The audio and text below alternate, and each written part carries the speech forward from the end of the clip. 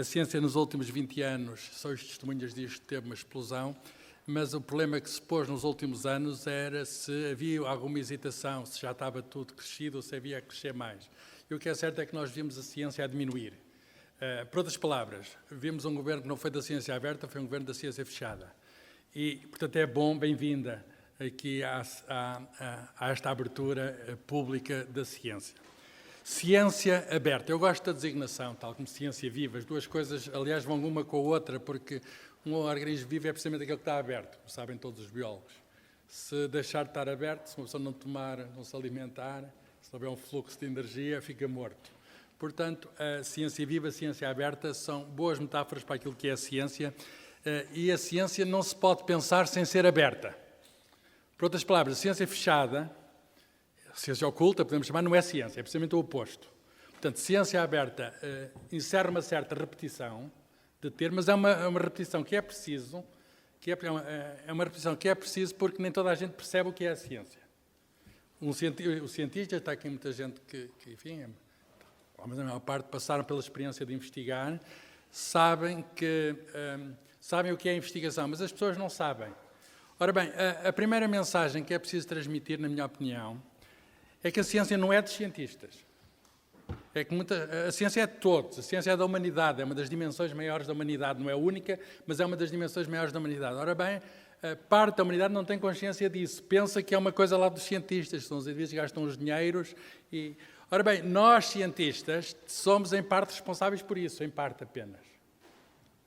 Em parte responsáveis por isso, porque pensamos, vamos na modo como nos dirigimos à sociedade. Pedimos dinheiro à sociedade para fazer umas coisas, mas nunca dizemos, ou raramente dizemos, que as coisas que vamos fazer é sempre em nome da sociedade, não são nossas. Por outras palavras, nós somos uma espécie de enviados especiais às fronteiras do conhecimento, mas fazemos-lo em nome de alguém. Não pensem que é uma questão de satisfazer a vossa curiosidade pessoal. É uma questão de satisfazer, digamos, aquilo que é uma necessidade da humanidade, que é de saber mais. Portanto, a curiosidade coletiva, que é uma coisa que está em nós todos coletivamente. E os cientistas corporizam. E de nada vale lá ir às fronteiras do conhecimento, alargar essas fronteiras e depois não dizer nada. Então, o que é que não é apenas uma questão do dinheiro, sabem que custou o dinheiro, a parte material não é importante com certeza, mas o essencial é saber o que é que você andou a fazer em nome de todos e para todos. É essa a questão que nós cientistas temos de nos confrontar. E os maiores cientistas confrontaram-se com isto e deram respostas. Logo no início da ciência, o Galileu escreve italiano e em diálogo porquê? Para todos. Não era porque, se ele quisesse, havia já uma pequena Academia das Ciências, deixava as coisas, a Academia dos Linces, deixava as coisas lá para os Linces apenas, lá para a Academia que havia em Florença. Não, escreve em italiano, manda imprimir e é para todos. O Newton percebeu muito bem que a ciência tinha de estar no espaço político. E ele ocupou cargos. Por exemplo, o governador da Casa da Moeda britânica, que é uma espécie de Banco de Portugal. Imaginem hoje o que seria chamar um cientista para o Banco de Portugal, para verem a relação que o Newton tinha com o poder central. E depois o Darwin. O Darwin escreve A Origem das Espécies, que se torna um best-seller, porque aquilo não tem terminologia técnica. Porque aquilo é um livro feito para todos. O que é a evolução das espécies? É a compreensão do mundo, é uma visão da humanidade. O indivíduo, aquilo não é um relatório da viagem à volta do mundo no Beagle. Aquilo é simplesmente a dizer, a humanidade, a partir de agora, percebe que é um raminho de uma árvore muito grande. E isso, de algum modo, muda a nossa visão do mundo. A ciência é isso, o alargamento da nossa visão do mundo. E o Einstein, por exemplo, para pegar num dos meus cientistas favoritos, tinha muito nítida a consciência da proximidade. Quando ele deita a língua de fora, quando fez 70 anos e o fotógrafo, só mais uma foto ao Sr. Einstein, ele deita a língua de fora, não sei se foi instintivamente, mas o jornalista mostrou-lhe a foto da língua, perguntou-lhe, hoje não se fazia isso, posso publicar? E o Einstein disse, não só pode, mas quer a fotografia autografada por si. Portanto, ele tinha a noção que aquilo era um ícone na língua de fora dele. Por outras palavras, o cientista pôs ao serviço da comunicação a língua de uma maneira profundamente original. Mas muito mais do que isso, quando ele estando em Princeton e tinha a porta aberta, a ciência estava aberta, tinha a porta aberta, ele passeava na rua, falava com as pessoas e as pessoas falavam com ele e iam à casa dele. É isso que temos de fazer nos nossos laboratórios, nos nossos institutos, ter a porta aberta para as pessoas, nós sairmos e as pessoas também lá irem. O Einstein, em casa dele, foi lá uma menina com um problema de trabalhos de casa, trabalhos de casa de matemática, e viu lá uma conta muito grande e o Einstein olhou para aquilo, viu-se atrapalhado. Pareceu ao Sr. Engenheiro Guterres um dia com o problema O Einstein viu-se atrapalhado e disse assim para a miúda: ouve lá, tu julgas que eu sou algum Einstein? Isto é a desmistificação completa do cientista como o iluminado, o gênio, aquele que é capaz. E quem faz isso é um gênio maior. Portanto, nós podemos aprender com os maiores cientistas que a ciência não é deles. Os maiores cientistas sabem que a ciência não era propriedade deles. A ciência é de todos. Muita gente não tem consciência disso e é isso que não é um trabalho que não é fácil, que é continuado e que vai continuar sempre. Não tem um fim à vista, que é um trabalho de dizer às pessoas, digamos que as perguntas que eles fazem sobre o mundo são perguntas que fazem sentido. As pessoas não são estúpidas, as pessoas querem saber. Uma das regras, como sabem, para a boa comunicação de ciência é nunca subestimar a inteligência do público. E as pessoas querem saber, e nós não vamos dar nunca as respostas todas, vamos dar algumas respostas e vamos, acima de tudo, que é isso para mim também, que acho que é difícil, mas temos de tentar fazer na comunicação de ciência, dizer como é que se obtém as respostas.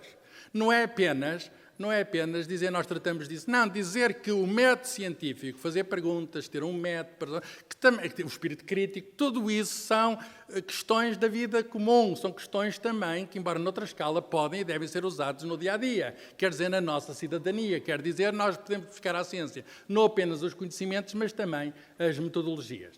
E esta parte, digamos, mais soft, que não é estar a ensinar alguém, mas estar a dizer como é que se procura, é uma das grandes, digamos, desafios com que nós estamos confrontados. Eu não quero tomar demasiado tempo, até porque o tempo é um bem precioso. Diziam que tempo é dinheiro, portanto, no Banco de Portugal acho que tem pouco tempo. Mas eu queria fazer só uns comentários. Parece que agora estamos na época do o país está de chuteiras, não é? Ainda por cima com algumas chuteiras tortas. E aos comentadores, a televisão, enfim, eu já não vejo televisão. Disseram que na televisão que vai haver ciência, quando começar digam que é para eu ir ver. Tenho aberto, mas só me dá comentadores desportivos. Até podiam pôr uma cota para a ciência em relação ao tempo do desporto, se fizessem uma cota pequena. Eu até ia lá falar da física do futebol. Se eles quiserem, eu digo quando a chuteira está torta, como é que se acerta o pontapé, de acordo com as leis de Newton. Mas falando agora de coisas muito interessantes que aqui colocaram, eu vi aqui, eu já suspeitava disto, mas foi bom termos vindo aqui para termos a certeza de preocupações que são comuns. Temos muitas coisas que nos unem, a ciência une-nos, a comunicação da ciência une-nos, mas também nos unem neste país algumas preocupações. Com certeza sobre o futuro da ciência e com ela a comunicação da ciência. Não tenhamos ilusões. O futuro da comunicação da ciência é o futuro da ciência e as duas coisas estão ligadas. Não vale a pena estar a dizer que esta parte é separada e uns vão salvar neste bote pequeno. Não, as duas coisas estão... Isto foi visto há 20 anos pelo Zé Mariano Gago, há 20 e tal anos, porque ele disse, e estamos aqui em instituições como a FCT ou a Ciência Civil criadas por ele diz, isto está tudo ligado e, portanto, o destino da ciência depende da recepção que o público tem, da noção, da compreensão que o público tem da ciência. Isto está tudo ligado. Portanto, o problema aqui da comunicação da ciência é precisamente o problema da ciência no nosso país. Aí tem de haver um desígnio. Eu quero acreditar que há um desígnio. Já houve hesitação e tem de continuar a haver um desígnio. E o desígnio tem de ser também quantificado. E se nós estamos neste momento com 1,3% do PIB para a ciência, no qual se inclui as atividades de comunicação numa escala minúscula que ninguém sabe qual é, eu suponho que o que é preciso, e ser declarado politicamente como uma decisão, digamos, política, é uma decisão pública e política, de política pública, é preciso declarar qual é o nosso objetivo, pedir uma provocação, estou-lhe a dar qual é o nosso objetivo e qual é o prazo. Por outras palavras, o 2020 da Europa fala em 3% de média europeia daqui a 4 anos. Nós estamos em 1,3%. Eu acho que se chegarmos a 2% em 2020 seria ótimo. Passar de 1,3% para 2% é um grande desafio. E isso só se pode fazer apostando decisivamente, reforçando a aposta na comunicação de ciência. Não é um problema dos investigadores, é um problema de todos, de nós como sociedade. E, portanto, esta aposta, eu lembro-me quando se começou a Ciência Viva e a FCT, falou-se que 5% do orçamento de ciência ser para a comunicação de ciência. Eu gostava, já que me pedem provocações, se não seria possível também quantificar. Não seria possível dizerem daquele eu sei que 1,3 é pouco, deve subir para 2, espero que suba para 2 ou mais que 2 em 2020, mas quanto dessa percentagem é que é? E depois temos o problema das pessoas. As pessoas falaram aqui e nós percebemos todos muito bem que há pessoas que têm formação em ciência e cuja aposta de vida, cujo futuro, elas queriam que fosse a comunicação de ciência. Eu acho que o problema não é individual dessas pessoas. O problema não é arranjar-me um emprego. O problema é nosso, se nós temos estruturas profissionalizadas nos nossos centros, nas nossas investigações, nas nossas universidades, se temos estruturas profissionais que possam absorver essas pessoas. Quem diz nas universidades e nos politécnicos, que diz com certeza noutros setores do Estado.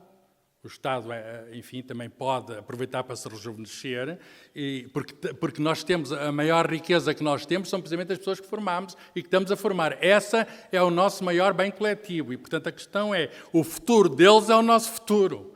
Estamos nós preparados também para lhes dar, digamos, condições que lhes permitam que a eles depois deem condições a nós, que isto é, digamos, está tudo ligado. E, portanto, essas pessoas não podemos ver como apenas aspirantes a terem... Olhamos para os países mais desenvolvidos e nós vemos estruturas de interação entre ciência e sociedade que são estruturas, digamos, montadas, dinâmicas, a funcionar. São essas estruturas que nós temos de pôr aqui a funcionar. Por último, foi colocado aqui o problema da prática da comunicação de ciência e da investigação em comunicação de ciência. Este problema, infelizmente, parece que foi posto como uma competição. Ora bem, não há, nem pode haver, uma competição entre estas duas coisas. É evidente que a comunicação de ciência, no limite, todos os cientistas e mesmo muitos não cientistas, jornalistas, por exemplo, são comunicadores de ciência, mas apenas uma pequena porção de pessoas podem e devem fazer a investigação na área de investigação de ciência, que é um domínio como outro qualquer, que a FCT deve ter como outro qualquer. Mas não vamos meter tudo no mesmo saco, embora estas pessoas conhecem-se, são, de algum modo, uns são objeto de estudo dos outros. Mas não são por isso inimigos, nem podem ser. Eu, se vou estudar um eletrão, não me posso fazer inimigo do eletrão. E, portanto...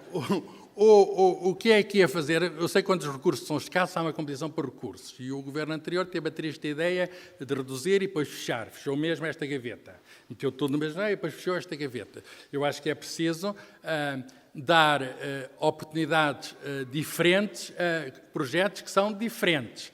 E eu não digo arrumar isso também em sítios, por exemplo, uns fazem na Ciência Viva, outros na FCT. Eu acho que nós temos de ter um modelo, que foi o modelo que foi criado, de comunicação entre agências e não um modelo de disputa. Isto é daquilo, isto é daquilo. Não, é um modelo de cooperação. Portugal é um país pequeno, com escassos recursos, e que nós temos, a certa altura, de juntar os recursos disponíveis. Por outras palavras, temos um problema de coesão a todos os níveis, mas também, e o nosso governo em geral, não estou a falar deste, às vezes não é um bom exemplo disso, de coesão também no próprio seio do governo. Quer dizer, nós vemos que... isso é da economia. Então, é da economia, pronto. É da economia, não é da educação. Isso é da saúde, etc. Há uma questão de coesão que é preciso ter para dar resposta, e uma resposta que uma pessoa perceba qual é, digamos que necessidades que não são nossas, não são vossas, mas são necessidades do país. Nós temos, por último, e calma, uma dificuldade muito importante a ultrapassar, que é o problema de acharmos, já se acha, porque houve um grande avanço, que a ciência é uma boa ideia, mas não se sabe bem o que é a ciência. A ciência é uma boa ideia. Põe-se o jornal Folhar de Coimbra, descoberta, abre novas vias para tratar Alzheimer. Isto até é um bom exemplo. Está aqui em títulos maiores do que o Nuno Santos reforça o plantel da Académica. Porque é que as pessoas, não sei se têm a noção, que só se vai vencer esta terrível doença que é o Alzheimer com mais investigação científica. Portanto, uma estratégia muito eficaz de comunicação de ciência é falar da saúde e da doença, da vida e da morte. E então ocupará, se calhar, mais espaço, parece que foi uma descoberta em Coimbra, Sr. Reitor, os meus parabéns, mas ocupará mais espaço que a contratação da académica que está na segunda divisão. E isto é mais... Ou o sofrimento com o Jogo de Portugal. Ou o sofrimento com o Jogo de Portugal. E, portanto, nós temos de, perante o público, dizer que a ciência não é apenas uma coisa, uma palavra bonita, mas é um meio indispensável para alcançar o futuro de todos. Houve aquele filósofo espanhol, Ortega y Gasset. Era espanhol, mas podia ser português, por algumas coisas que disse. O Ortega y Gasset, a certa altura, inventem os outros. Nós temos muito em Portugal esta, que é uma questão da velha cultura portuguesa, que é, eu já vi isto a todos os níveis, até a nível empresarial, na PT, nós compramos os carros, já foi desenvolvido, já está feito, etc. Felizmente há bons exemplos, mas não há exemplos suficientes que mostrem o poder da ciência em ação. A ciência que é cá feita chega imediatamente, não custa tanto e não demora o tempo que a ciência sempre demora a chegar. E é essa, digamos, a nossa mensagem, pegar-nos também nos bons exemplos da ciência que aqui se faz, com certeza em colaborações internacionais, e dizer que é uma ciência, temos de fazer prova de utilidade intelectual da ciência, utilidade social da ciência, utilidade económica da ciência. Essa prova de utilidade, eu estou convencido que é um esforço que muitas vezes cada um de nós faz, mas é um esforço que não aparece concertado, não aparece refletido nos média. E eu acho que não é um destino, isto aqui não há destinos genéticos, nós podemos ser melhor, nós vamos ser melhores e a ciência vai ser o caminho para sermos melhores. Obrigado.